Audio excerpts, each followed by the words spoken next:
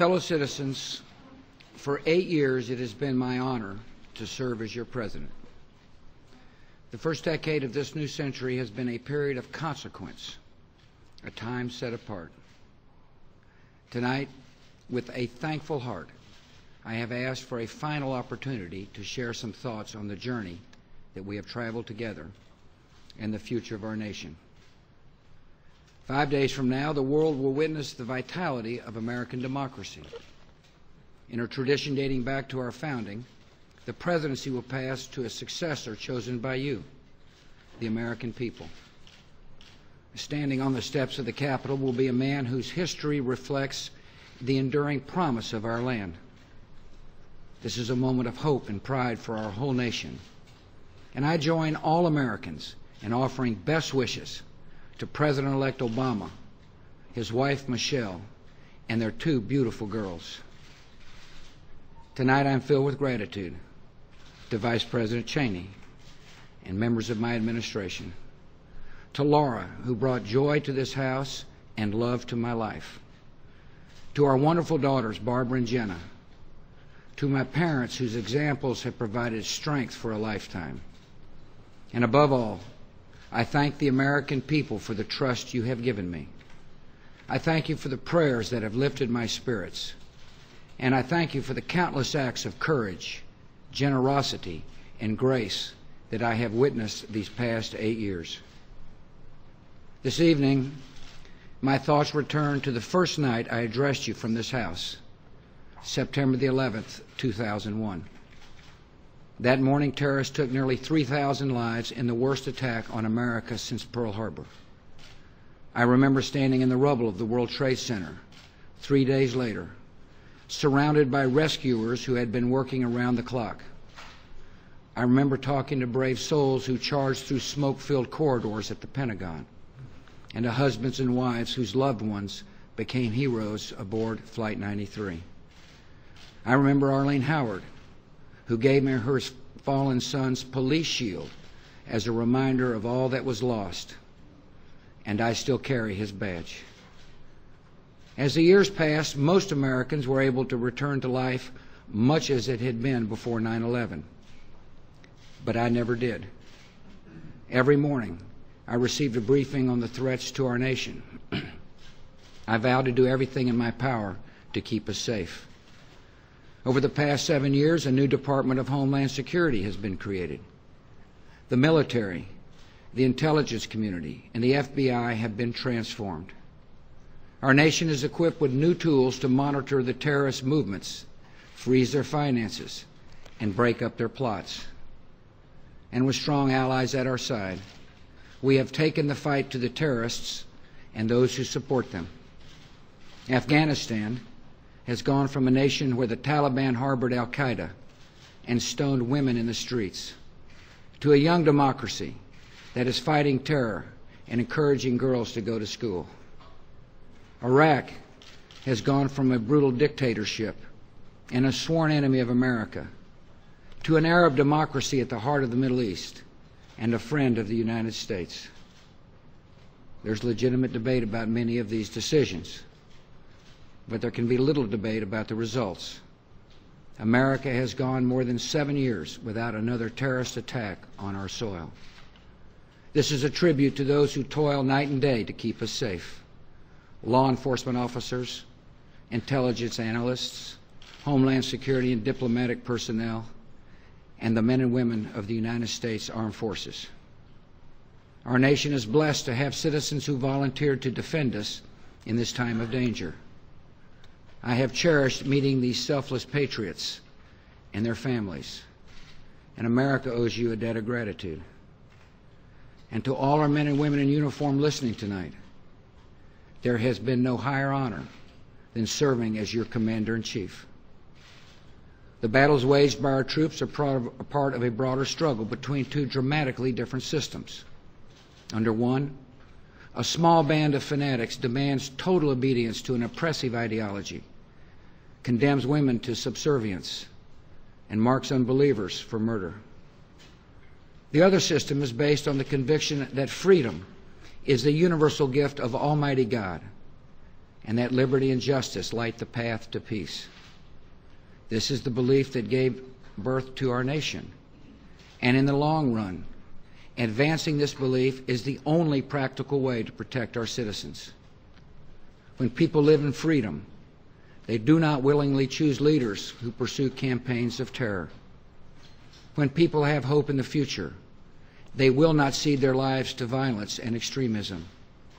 So around the world, America is promoting human liberty, human rights, and human dignity. We're standing with dissidents and young democracies, providing AIDS medicine to bring dying patients back to life, and sparing mothers and babies from malaria.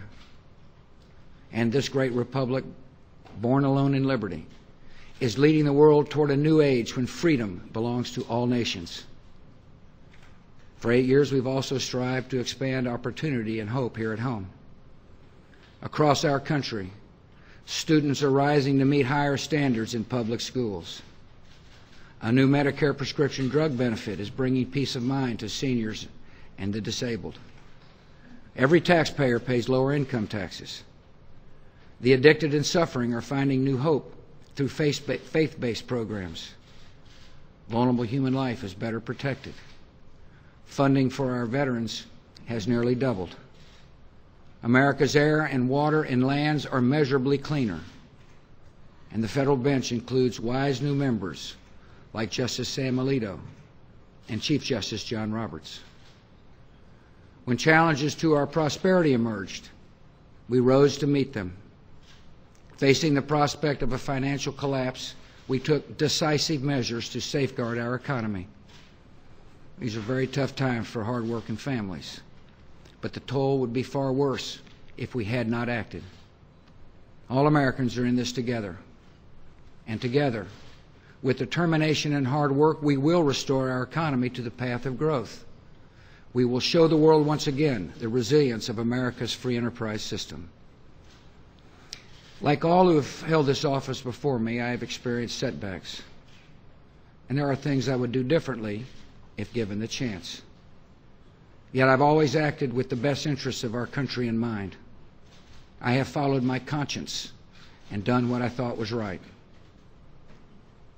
You may not agree with some of the tough decisions I have made, but I hope you can agree that I was willing to make the tough decisions. The decades ahead will bring more hard choices for our country, and there are some guiding principles that should shape our course. While our nation is safer than it was 7 years ago, the gravest threat to our people remains another terrorist attack. Our enemies are patient and determined to strike again. America did nothing to seek or deserve this conflict, but we have been given solemn responsibilities, and we must meet them. We must resist complacency. We must keep our resolve, and we must never let down our guard. At the same time, we must continue to engage the world with confidence and clear purpose. In the face of threats from abroad, it can be tempting to seek comfort by turning inward. But we must reject isolationism and its companion, protectionism. Retreating behind our borders would only invite danger. In the 21st century, security and prosperity at home depend on the expansion of liberty abroad. If America does not lead the cause of freedom, that cause will not be led. As we address these challenges and others we cannot foresee tonight, America must maintain our moral clarity. I've often spoken to you about good and evil, and this has made some uncomfortable. But good and evil are present in this world, and between the two, there can be no compromise. Murdering the innocent to advance an ideology is wrong every time, everywhere. Freeing people from oppression and despair is eternally right. This nation must continue to speak out for justice and truth. We must always be willing to act in their defense and to advance the cause of peace. President Thomas Jefferson once wrote, "I like the dreams of the future better than the history of the past." As I leave the house he occupied 2 centuries ago, I share that optimism. America is a young country, full of vitality, constantly growing and renewing itself. And even in the toughest times, we lift our eyes to the broad horizon ahead. I have confidence in the promise of America because I know the character of our people. This is a nation that inspires immigrants to risk everything for the dream of freedom. This is a nation where citizens show calm in times of danger and compassion in the face of suffering. We see examples of America's character all around us. And Laura and I have invited some of them to join us in the White House this evening. We see America's character in Dr. Tony Rekasner, a principal who opened a new charter school from the ruins of Hurricane Katrina. We see it in Julio Medina, a former inmate who leads a faith-based program to help prisoners returning to society. We see it in Staff Sergeant Aubrey McDade, who charged into an ambush in Iraq and rescued 3 of his fellow Marines. We see America's character in Bill Krisoff, a surgeon from California. His son, Nathan, a Marine, gave his life in Iraq. When I met Dr. Krisoff and his family, he delivered some surprising news. He told me he wanted to join the Navy Medical Corps in honor of his son. This good man was 60 years old, 18 years above the age limit. But his petition for a waiver was granted, and for the past year he is trained in battlefield medicine.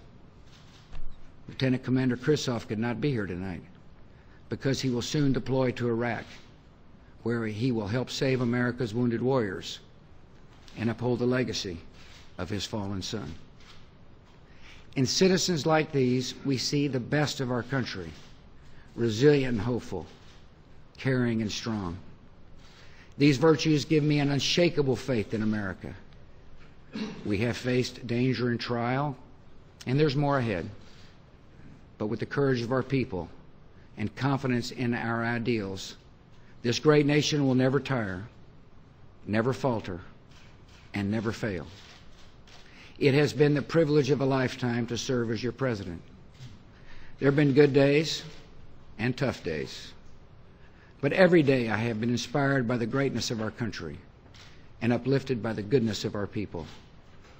I have been blessed to represent this nation we love, and I will always be honored to carry a title that means more to me than any other: citizen of the United States of America. And so, my fellow Americans, for the final time, good night. May God bless this House and our next president. And may God bless you and our wonderful country. Thank you.